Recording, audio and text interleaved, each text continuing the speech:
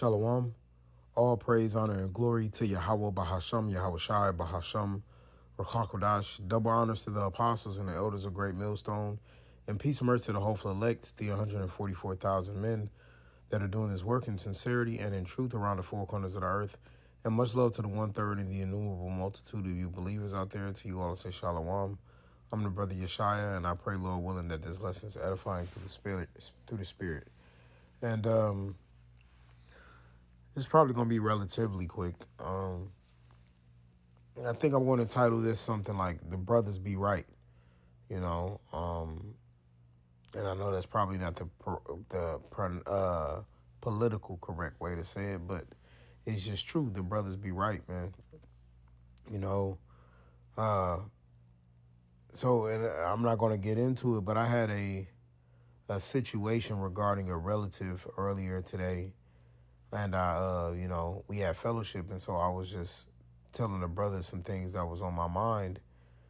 All right, and they were just giving me some feedback and wise words, and even if they might not understand your certain relationship with a family member, right, they're still giving you wise words according to the scriptures and the balance that the Lord would give. And that's something that we gotta take heed of and appreciate and consider.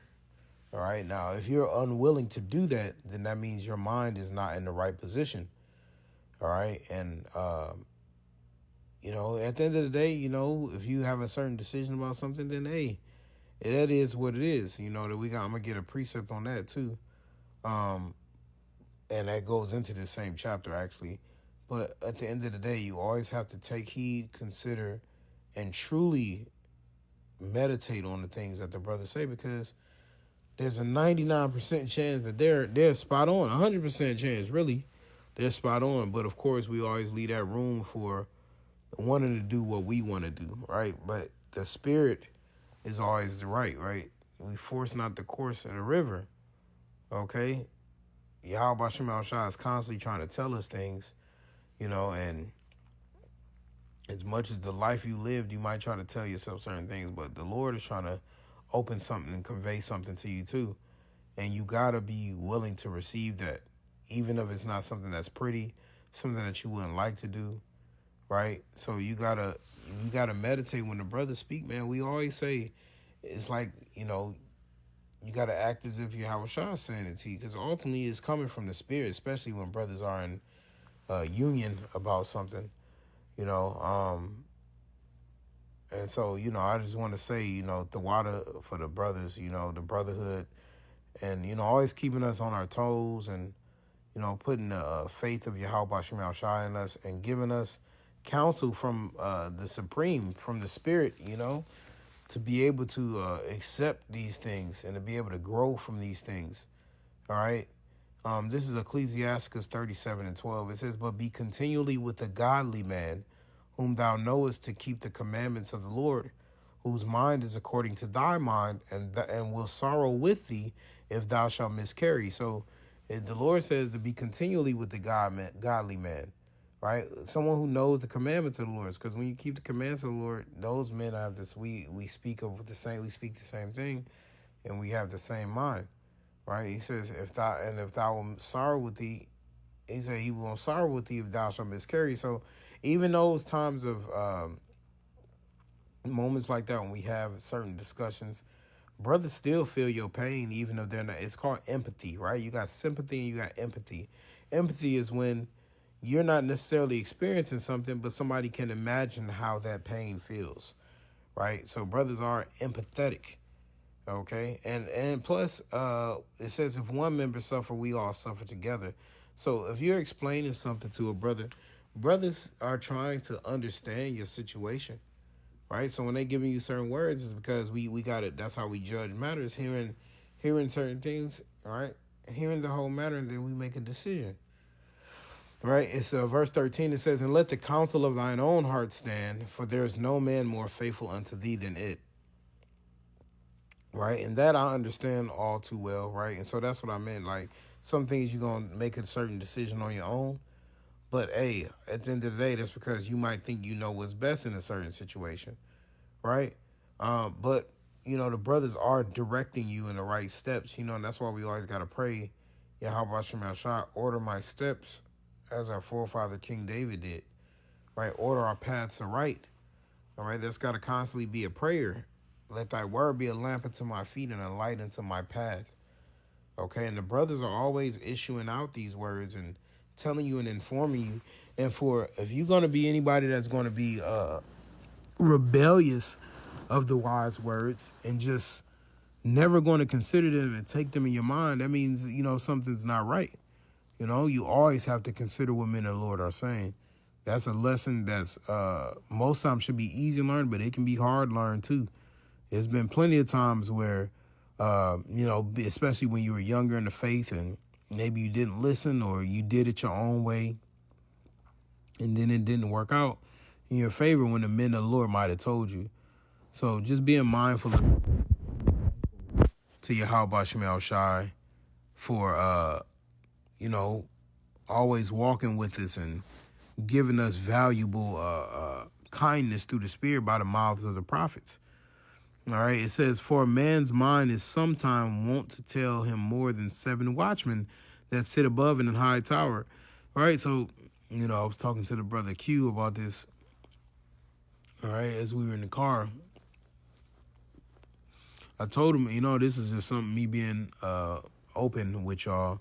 I'm an overthinker, all right? I've always been like that my whole life. And, I do think that it benefits me because I even thought I'd rather be an overthinker than an underthinker. But just because you're not overthinker doesn't necessarily mean you're an underthinker. Maybe you think just adequately enough, the fit purpose. And so, and not to just put my brother on the spot, but I told Q, I was like, man, everybody can't be as cool and collective as you. For anybody that knows QADASH, he's a Gadite, so he has a certain spiritual resolve to him. So sometimes something might be bothering him and you wouldn't know, or he could be happy and you wouldn't know, right? Now, I'm not saying he doesn't have emotions. He will show those emotions truly. But at the end of the day, he knows how to not overthink a situation, right? And a lot of men are gifted with that talent. That's not necessarily one that was given to me. But I do think there are benefits to both sides, right? And so that's just always been a part of my nature. But it says a man's mind is sometimes wont to tell him more than 7 watchmen, right? So 7 watchmen, you're like, hey, is there somebody over there? Hey, somebody in the forest, you saw that light right there? Did you hear that noise? So it's always constant mind movement, okay? But at the end of the day, that's just your mind running rampant, doing more than it's supposed to be doing. Right, verse 15 says, and above all this, pray to the Most High that he would direct thy way in truth. And that's really what the main lesson is, right? You got to pray to the Most High that he directs your way in truth. Call out your BAHASHAM. And so this is the point here. It says, let reason go before every enterprise and counsel before every action. All right. So it says, let reason go before every enterprise. Right. So before you're making decisions, you're supposed to be reasonable about it. All right. And counsel before every action. You're supposed to be taking counsel. We live in a generation where people don't take counsel. And I told the brothers, I was like, hey, brothers, I need counsel. You know what I'm saying? And I don't normally do that, but this is something that was heavy weighing on my spirit, and that's why it's difficult. But at the end of the day, the brothers will keep it real with you. All right, brothers gonna give you that real, but they're gonna comfort you too. But brothers gonna keep it real and let you know what you need to do. And so I meditated on that as much, and so I'm just thankful to YAHAWASHI for helping me be able to see these things, man. The words that brothers are dropping on you.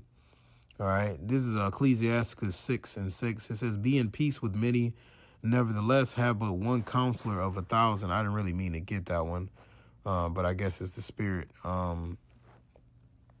You can be in peace with many, where really you got one counselor out of 1,000. Sometimes there might be, I don't mean you can't talk to multiple brothers, but it's usually one brother you might talk to that when you go to for harder things, for stuff that you really need to talk about, it's usually one brother that you can really confide in, 1 or 2 brothers, that you can confide in, But it's 144,000. So, hey, you know, you might have 144 counselors. You know, just making a little joke there.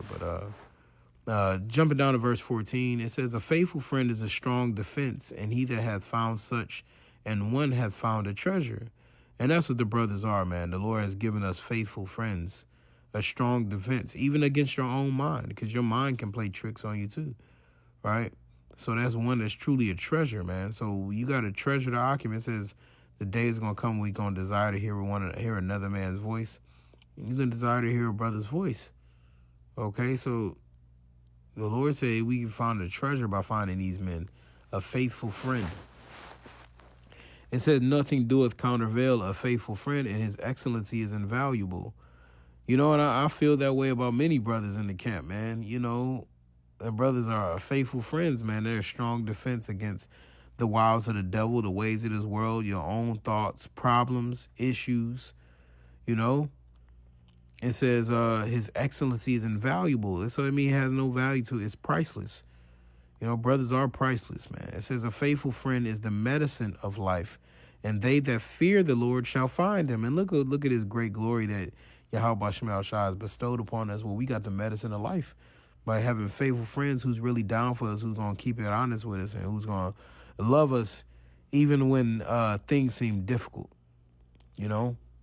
It said, whoso feareth the Lord shall direct his friendship aright, for as he is, so shall his neighbor be also. What they say, that's where you really get birds of a feather flock together. That's where that comes from, right?